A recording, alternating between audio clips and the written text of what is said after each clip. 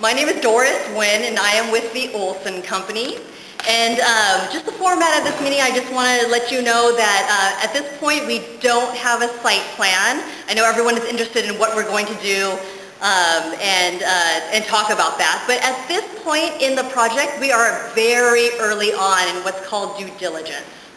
And we are basically at the very, very start of that. And what happens in that case is what we do is we are looking at projects and we are deciding whether to move forward with the project. Okay, so I just want to get that right off the bat so everyone knows I'm not here to present a project to you. I'm here just to listen. Tonight is all about listening to your comments, and I know there's a lot of history with this project, and I know there's a lot of people that have come before you and talked to you about this project. And so I know that there's been a lot of concern, and there was recently a land use change, I know, or it remains the same, that it's a commercial use. We completely understand. Our company, we're a housing developer, and we've been in business for 30 years. In our company, what we do is we look for properties exactly like this. And we look for properties that are infill development, that are in town, in existing locations, and we try and take a look at if it's underutilized, maybe we will revitalize it to be housing. Now our company, we build everything from single-family detached to 3-story attached. So we build single-story, 2-story, and 3-story attached and detached. We generally do all market rate, in which case for this project, we are considering all market rate for sale. We do not build apartments. Okay? We do not build that. I just want to make that very clear. No apartments are proposed at all. We just don't build that kind of development. All right? And so at this point of the project, what we like to do is we like to enter the listening phase, where we like to hear what you want to tell us. Sometimes people have stories about the community that they want to know about. Sometimes they want to tell us something about the history. They have comments about what they want to see. And so that's what we're here for. And we're also going to talk to the city and see what they want and what is required of the property and what we're allowed to do. And at that point, we will try and marry everything together. I'm not saying that I will make everyone happy. There's just no chance that anyone will be completely satisfied, including ourselves. That's just the way it goes, and that's okay. But we're a company that really appreciates community involvement, and this will be a series of meetings. So this first meeting, we will just take notes. So I have John Richardson here and Emily Ware. They're going to be helping me take notes today. And so we will take back all of your comments, and we will try and talk to the city and then marry everything together. The next meeting, I may or may not have a site plan. It may be still an open conversation where I maybe discuss some options, maybe ask you some questions, things like that. Eventually, we'll get to the point where we will have a site plan. And then we will decide at some point whether we will move forward with the project. We may or may not at that point. Okay? So that's kind of how this will go. We do not own the project. That's one of the first things that a lot of people ask. We do not own the project. We're very far from that. So what happens after the due diligence phase, after we decide to move forward with the project, and we very much would like to. This is a fantastic location. The neighborhood is great, and which is why all of you live here, right? So we would very much like to move forward with it. But after due diligence, if we decide to move forward with the project, we will go through a process called entitlements. Entitlements, I'm sure as a lot of you know, is when you ask the city, these are my plans, this is what I'd like to do, can I do this formally? And we give them a formal set of plans and they review it. And eventually it goes through the public hearing process. And during that process, they will decide whether to change the zone, amend the general plan, things like that. And then eventually we'll go through the building process. We do expect that this entire process will be about a year, possibly longer. Okay? So again, we don't own it. We're in the very beginning stages. This is where we like to immediately bring in the community to hear what you have to say. And we're a company that does that so intently because we completely recognize that you have to live next to it, right? It is something, when we build something, it's going to be there for quite a long time. And we recognize that we are changing the land, and it does impact your life. You know, there's a chance that there's more people here on the site. There could be, you know, there could be traffic. There will just be more people around, and we completely understand that. Okay? So that's why we take this part so seriously. All right? Okay. Go ahead. When you say you don't own the project, you do own the property. We do not own the property. Oh, No, you don't own, we don't. You have not, does City College still own it? They do, and what So we you're do. deciding whether it's buying or not? Right. Oh, Right. And you are aware that some of this is toxic air. We are, yes. Thank you. What can be done about that? You know, we're a company actually, and we think this might be one of the reasons they chose us is because, or to be next in line, is that we're a company that really specializes in this kind of cleanup. And so because we do infill housing, we actually look for properties, and for some reason, we've gained this reputation as quite a niche for our company, where we're able to clean up facilities to make it habitable, you know, so that people can actually inhabit it. So we have seen sites and cleaned up sites specifically that are dry cleaners, auto repair, in this case, medical use as well. Sometimes it's, you know, herbicides or pesticides from previous agricultural uses, but we do specialize in this kind of thing. And so that's maybe one of the reasons that they brought us in. Yeah. The school district. Okay. Yeah, but again, I just want to answer their first question that it is a very long escrow. The escrow itself in a transaction like this would be the entire year. So we would not close on it until basically we got the entitlement. So it's just a very long process. Thank you. I'm confused about the Yeah. process. Yeah. Yes, sir. How did you notify, and who did you notify about the meeting? We did a 300-foot mailing radius. 300 foot. Yes. From the outsides of the property lines. Yes. Okay, so do you guys, ever put any money down? Well, there's always an initial deposit to hold the land while you're considering it. Okay, do you get it back if we don't mind? Yes. If we don't move forward with due diligence, then we get it back. It looks like, do you have to put a lot of money down? Well, that's private information. Well, it's here, yes or no, right? Anyway, who's next? As the property turns into affordable housing. Sure. Right. Sure. And that would probably negatively impact the neighborhood. Sure. You know, affordable housing is something we have constructed in the past. We are constructing it now, but we don't plan for that at this site. Yeah, we plan for this site to be all market rate for sale. You wanted to know what we'd like to see there. I'm Sure. very happy with the medical buildings that are there myself. Okay. Thank you. Appreciate that. Anyone? Yes. Yeah, I'm concerned about the traffic congestion. It's Sure. horrible here now. Okay. Tell me about that. Pardon? Tell me about that. In what area specifically? It's well, where the Diagonal and Ward Okay. Road and Alberti meet, and we have access every, one of these would go. Did we talk on the phone? We may have talked on the phone. Did we? No? Did we talk on the phone? I talked to you on the Okay. phone. That's my concern. Yeah, sure. And then also I want to know, are you required to have low-income housing? So many were low-income? You know, that would be a city requirement if we did, and we haven't talked to them yet. So we always like to come to the community first to see what you have to say, and then we'll go to the city and talk to them. So it'll be a conversation that we discuss with them. Didn't you say it would be all market rate? That is what we're planning right now. When we go and talk to the city, we'll see what they have to say. Oh, so this is not written in stone? Oh, no. You're Yeah. saying? Okay. But it's not our plan to do market rate. To do affordable housing. We would like to do market rate. Zone change, to allow for residential. That would be part of the process. So you said you don't have a plan, but it sounds like you have ideas of what your company would like to do. Well, because of the type of housing that we build single-family detached, attached, you know, generally we build 2- and 3-story homes. So that's kind of the wheelhouse of what would be considered. Okay, which is not how most of our neighborhood is.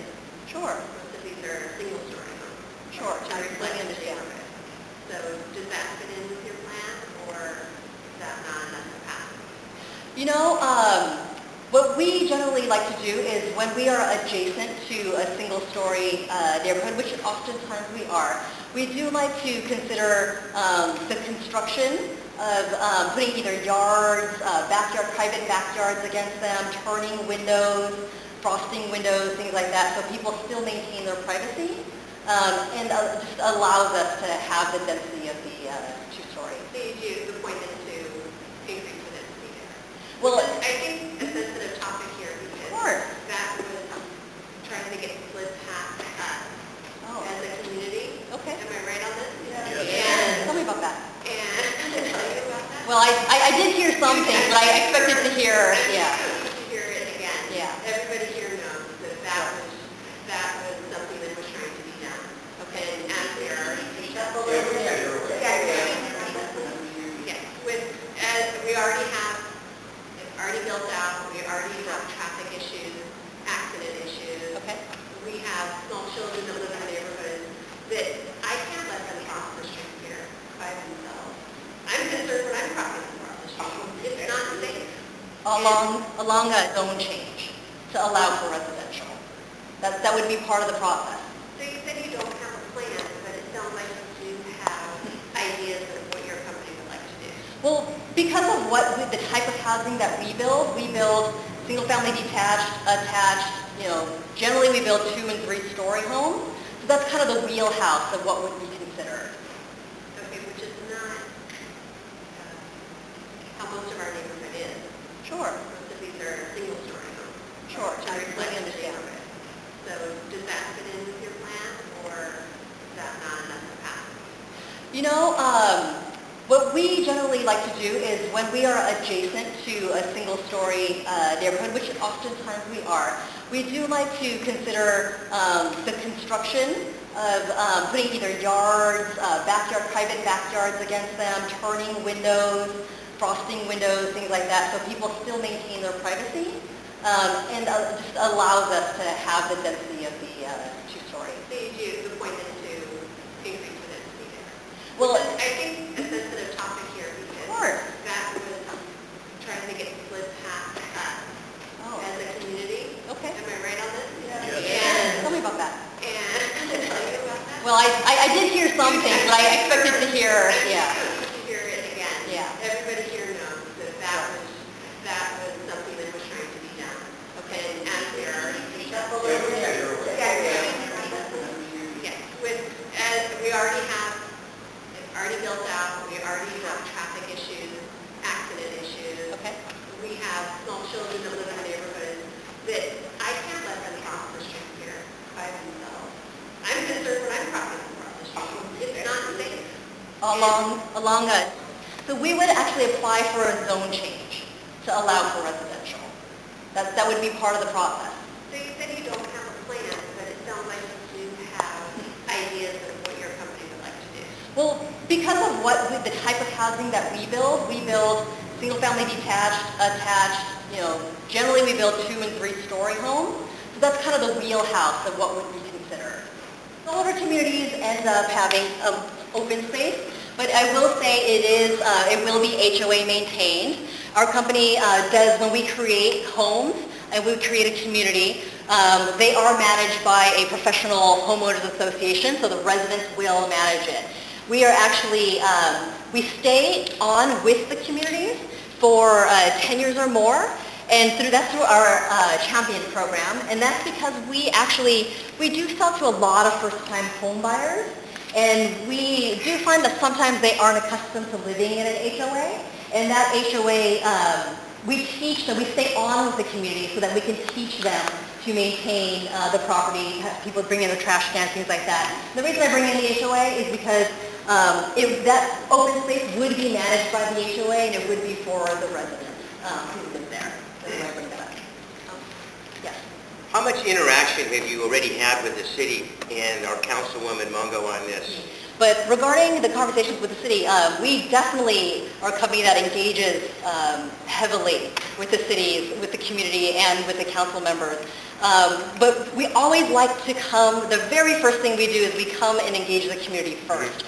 We would like to be upfront and telling you about that we're here and that we would want to hear what you have to say. And so that's always one of the first things we do. We have made an appointment to talk to the community development director. I know she's on vacation, so when she returns, we're on her calendar. Mark, So, have you spoken to Development Services prior to coming here? no, again, this is always the first step that we like to do. We always come to the community first. I have two questions. Have you received input from our city council person? Not yet. Have you requested input from our city council person? We did recently speak with her. And have you received input? We've just asked to meet with her, Okay. and we told her, she's aware of the meeting tonight, but we haven't met with her yet. But you're the first folks we're meeting. Okay. Is she not here? No. Right, that's my understanding. So the other question I have is, if this is zoned as commercial, why would you think that we would make an exception to that all of a sudden? And We just went through this Sure. to make sure that it maintains that and not more residential and not mixed use. So why would we be even entertaining, and your company entertaining, that this is a really great thing to do? We know if you build properties, you're going to sell them to make money, and that's why you're here. Right. And that's great for your company. But I don't know that we agree that that's great for the people that live here, that back up to the property, that have all these concerns. So it kind of sounds like the tone is that it's like, oh yeah, it will be residential, no matter what. So how can we make this better for everybody? I would like to ask, why do we assume that it will be residential? Unless you have some information from the city that you know about, Yeah. from our city council person, you have connections that know this is going to happen, why would a company that does residential come in and focus on a lot that is now zoned for commercial? We would have no reason to believe that the city would approve this as residential. But based on our business model, as we look at potential properties, this is one in an existing neighborhood. A lot of times, church properties in particular are in neighborhoods. So as a company, that's the type of property that we would, have discussions and see what might be an appropriate use. But you're right, it's our business model. So we're out to talk to you folks about, and we are a resident, we're a builder, we build for sale product. So we're asking, this is early, what do you think about this? So that's the feedback we need. We have no reason to believe that it's going to get approved by the city. So This is week one. Yeah. I Just would the love to concept of see it. a huge green space for kids to play in. Sure. I would love to see a park, and I would love to see our pediatric dentist sit right where he's at. Yeah, and the eye doctor and the services. And if we revitalize that in a different way, that would be great. But to add more people to an already congested area would not be my wish. Thank you. Thank you. Does that mean that this is going to be a gated community? Not necessarily. No, Do we've you done... do gated communities? We do gated communities. Yes, we have constructed gated communities, and there are times when we don't. So it doesn't necessarily mean that. But it doesn't mean that that would be an area that other residents would use. It would be an area for those residents paying the homeowners. Paying the homeowners association. That That's would not correct. be open to That's correct. other residents. That's I think that's important to. Yes, you're correct. Do you have any idea how many condos or townhomes we're talking about? No, not at this I time. have no idea. Yeah, not at this time. So you had a question? Yeah, the Long Beach City College website describes the agreement that came out of their closed session as a purchase and... Could you turn around and... Sure. I was just going to say the Long Beach City College website describes a purchase and sale agreement that was negotiated with Olson that included a sale price of $16.625 million. But it also says, as I think you indicated here, that Olson requires certain conditions to be satisfied before it will complete the purchase of the property. If you've already got a purchase price in mind, you probably, it stands to reason, would have some idea of what kind of density you'd want on that property to make it pencil out for you. What are you talking about, 7 dwelling units per acre, 18 dwelling units per acre, over 20? What do you have in mind, and what conditions does the company need to satisfy before it completes the purchase? When we talk to the city, we will go and ask them about what density will be allowed on the site. So that's a completely a fair question. But when we go and we'll talk to the city, and when we talk to you guys, we will see what will actually fit on the land when everything is all laid out. So we won't know that quite yet. And it also depends on product. So, Sorry? Do you build a bunch of 3-story townhomes and load it up? Do you build some single-family detached homes? and some townhomes. I mean, there's a lot of different ways to create a community. That's why we're here, is to get your input, concerns about density. We need to hear all that so that we can start working on different alternatives that we can then present to you.